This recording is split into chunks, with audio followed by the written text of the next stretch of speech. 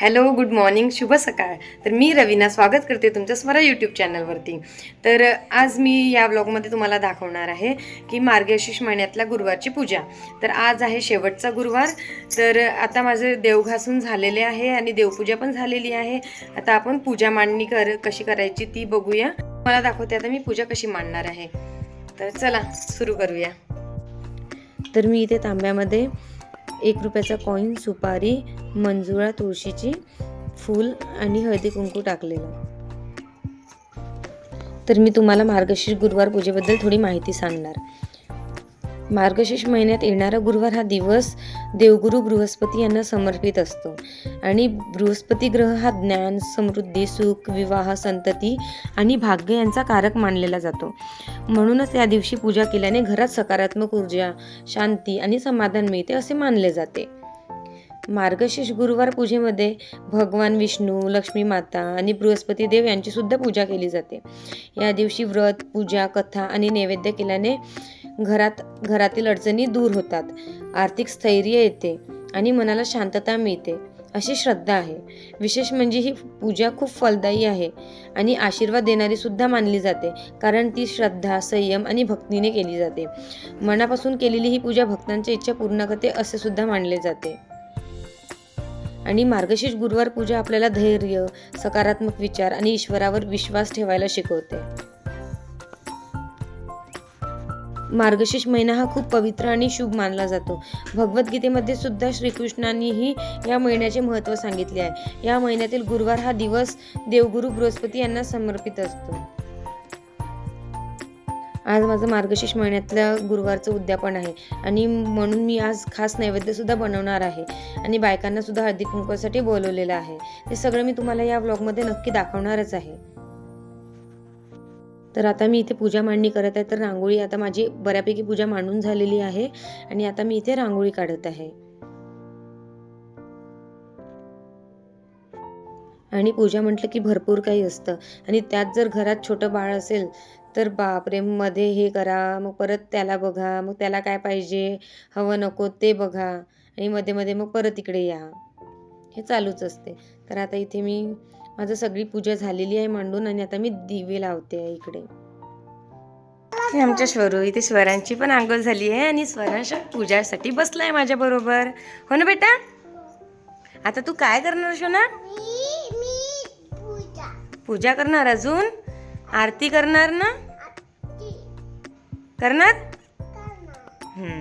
Good. तुम्ही बघू शकता आता इथे मी पूजा मांडलेली आहे. मी ते पुस्तक पण ठेवलेले आहे, इथे केळी ठेवलेले आहे आणि अशा प्रकारे मी देवीला गजरा वगैरे सगळं लावलेलं आहे. तुम्हाला माझी पूजा कशी वाटली मला कमेंटमध्ये नक्की सांगा.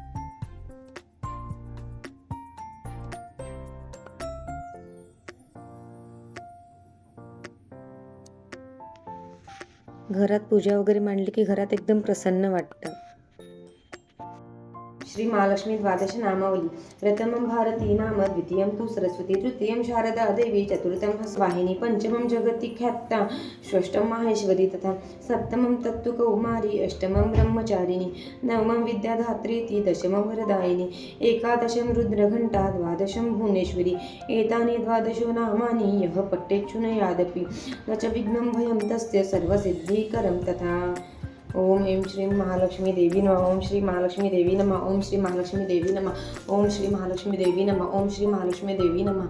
ओम श्री महालक्ष्मी देवी नमः. ओम श्री महालक्ष्मी देवी नमः. ओम श्री महालक्ष्मी देवी नमः. ओम श्री महालक्ष्मी देवी नमः. ओम श्री महालक्ष्मी देवी नमः. ओम श्री महालक्ष्मी देवी नमः.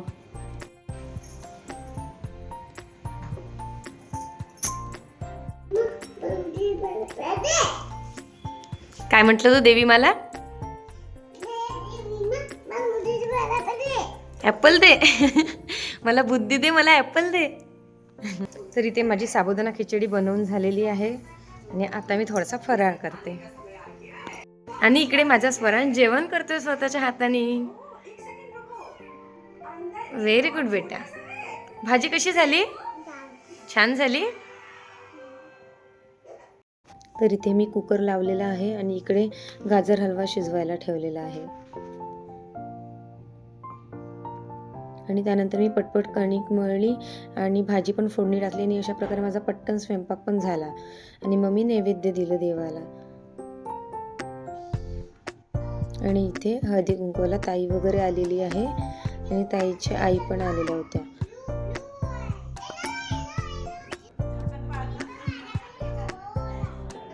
तर इथे आमचा हसत खेळत हळदी कुंकवाचा प्रोग्राम झालेला आहे. काकूंनी पण मला खूप छान आशीर्वाद दिला. तुम्ही ऐकाच आता. कशाला?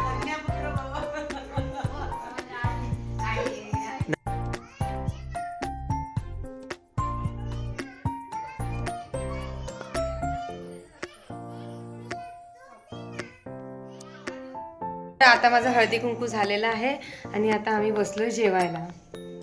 मी स्वप्नील स्वरू. आपण काय करतोय स्वरू? जेवण. कढी, गाजर हलवा, शेवभाजी, चपाती, कांदा, काकडी. तुम्हाला माझा व्लॉग आवडला असेल तर लाईक करा, शेअर करा आणि सबस्क्राईब करायला विसरू नका. तर भेटूया नेक्स्ट ब्लॉगमध्ये. Bye bye. थांबा थांबा थांबा, माझ्या स्वरांशला पण बाय म्हणायचं आहे, ते पण ऐकून घ्या. सबस्क्राईब करा म्हण.